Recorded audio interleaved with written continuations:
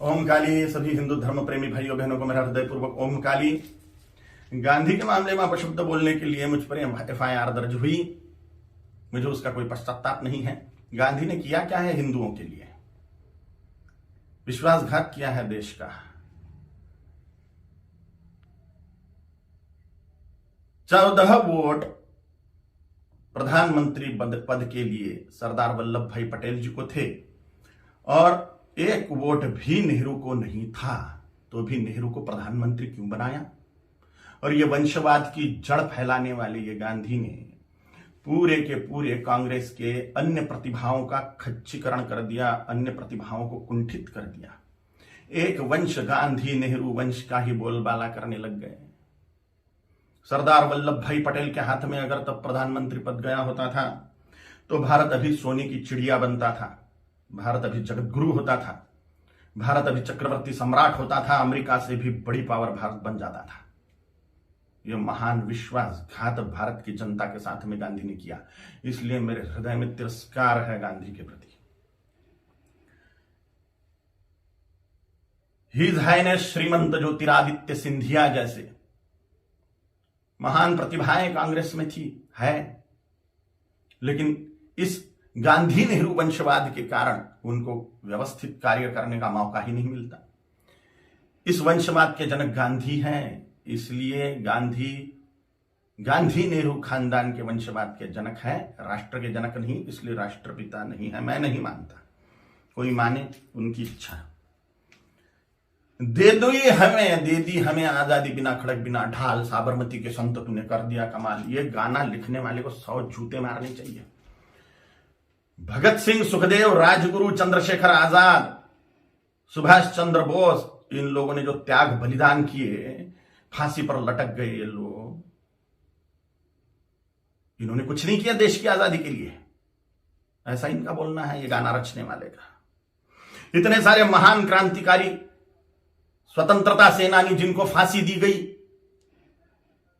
उसमें 80% सिख लोग हैं,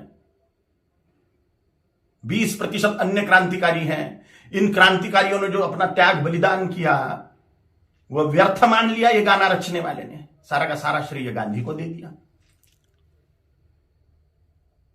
एक लाठी खाई गांधी ने कभी? ये फांसी के फंदे पर झूल गए ये नौजवान, लेकिन इनको कोई श्रेय नहीं।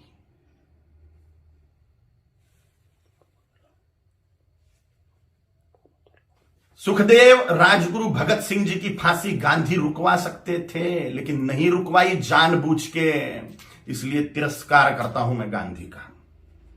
इनका एक बहुत बड़ा हथियार था अनशन करना, और गांधी ने उसका उपयोग भारतीय जनता के खिलाफ ही किया, हिंदुओं के खिलाफ ही किया। बोला था कि बंटवारा मेरी लाश पे होगा, मजहब के नाम पर जो बंटवारा हुआ पाकिस्तान बांग्लादेश का, वो मेरी लाश पे होगा, ऐसा गांधी बोलते थे। लेकिन जब बंटवारा हुआ तब गांधी जिंदा थे, और बंटवारे के समय जो दंगे हुए, लाखों करोड़ों हिंदुओं को, सिखों को काट डाला गया उसमें, और लाखों करोड़ों हिंदुओं को मार के उनकी लाशें भेजी गई। लाखों हिंदुओं को, 27 लाख हिंदुओं को मार डाला गया एक ही दिन में, डायरेक्ट एक्शन डे के दिन, जिन्ना के द्वारा। और पाकिस्तान में से जो ट्रेनें आ रही थी वो लाशों से ही भरी हुई थी, महिलाओं के और पुरुषों के, बोरे के बोरे भर के महिलाओं के स्तन काटकर भेज रहे थे वहां के लोग। सामूहिक बलात्कार करी हुई महिलाएं, उनकी लाशें, उनके स्तन बोरों में भर के। और यहां गांधी अनशन कर रहे थे कि 55 करोड़ रुपए दो पाकिस्तान को। जब सिख लोगों ने दंगे से पीड़ित होकर कड़कड़ाती ठंड में मस्जिदों का आश्रय लिया, तो उसके लिए अनशन पे बैठ गए गांधी कि इनको मस्जिदों से बाहर निकालो, मुसलमानों को मस्जिदें सौंप दो। नफरत करता हूं मैं गांधी से, इसलिए भी पाकिस्तान बांग्लादेश को जोड़ने वाला कॉरिडोर मांग लिया मुसलमानों ने कि भारत को और खाया जाए।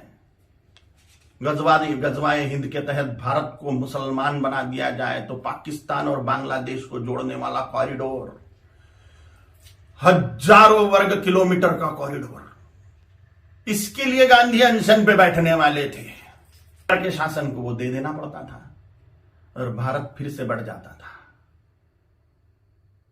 स्वतंत्र वीर सावरकर जी ने गांधी के सामने जातीयवाद तोड़ने की बात कही कि वर्णवाद, ब्राह्मण क्षत्रिय वैश्य शूद्र, यह वर्णवाद और हजारों जातियों में बटा हुआ जातीयवाद, इसको तोड़ दो और हिंदुत्व की धर्म ध्वजा के नीचे सारे हिंदुओं को एक कर दो। तो गांधी ने इसके लिए बात नहीं मानी। ये मांग पूरी करने के लिए अनशन पे नहीं बैठे। उन्होंने कहा जैसा है वैसा रहने दो। डॉक्टर बाबा साहेब आंबेडकर जी ने बोला था कि संस्कृत को राष्ट्रभाषा करो, देश की भाषा संस्कृत होनी चाहिए। तो डॉक्टर बाबा साहेब आंबेडकर की बात को संसद में मनवाने के लिए अनशन पे नहीं बैठे। स्वतंत्र वीर सावरकर जी का अवमान मानता हूं मैं, ये डॉक्टर बाबा साहेब आंबेडकर जी का अवमान मानता हूं मैं। ऐसी ढेर बातें हैं, ढेर बातें। कोई राष्ट्रपिता नहीं हो सकता। करोड़ों सालों से राष्ट्र है, उसका काय का पिता 200 साल पहले आया हुआ व्यक्ति कैसे पिता बनेगा? अगर पिता बनाना ही है, राष्ट्र का अनिवार्य है, तो छत्रपति शिवाजी महाराज को बनाना चाहिए, गुरु गोविंद सिंह जी महाराज को बनाना चाहिए, राणा प्रताप जी महाराज को बनाना चाहिए, आचार्य चाणक्य जी को बनाना चाहिए। और अभी के महापुरुषों को अगर बनाना है तो सरदार वल्लभ भाई पटेल जी को बनाना चाहिए, क्योंकि पूरे राष्ट्र कुल को एकत्रित करने वाले सरदार वल्लभ भाई पटेल हैं। छोटी छोटी रियासतों के टुकड़ों को एकत्रित करते हुए पूरे राष्ट्र को एक सूत्र में बांधने वाले सरदार वल्लभ भाई पटेल हैं, जिन्होंने राष्ट्र में जो टुकड़े टुकड़े थे उनको एकत्रित किया। राष्ट्रकुल को एकत्रित जिस व्यक्ति ने किया उसको ही राष्ट्रपिता का सम्मान मिलना चाहिए, ना कि हिंदुओं से पार्शियलिटी करने वाले गांधी को। अगर वो कॉरिडोर मिल जाता था पाकिस्तान बांग्लादेश को, तो हिंदुस्तान कब का मुसलमान बन चुका होता था। धन्यवाद है, कोटि कोटि धन्यवाद है महात्मा नाथुराम गोडसे जी को। उनके चरणों में साष्टांग नमस्कार है मेरा कि उन्होंने अपना बलिदान देके हिंदुस्तान को मुसलमान बनने से बचा लिया। गजवाए हिंद फेल कर दिया महात्मा नाथुराम गोडसे जी ने। कोटि कोटि धन्यवाद है उनको। महात्मा गांधी नहीं, महात्मा नाथुराम जी गोडसे हैं। और अगर सच बोलने की सजा मृत्यु है तो स्वीकार है।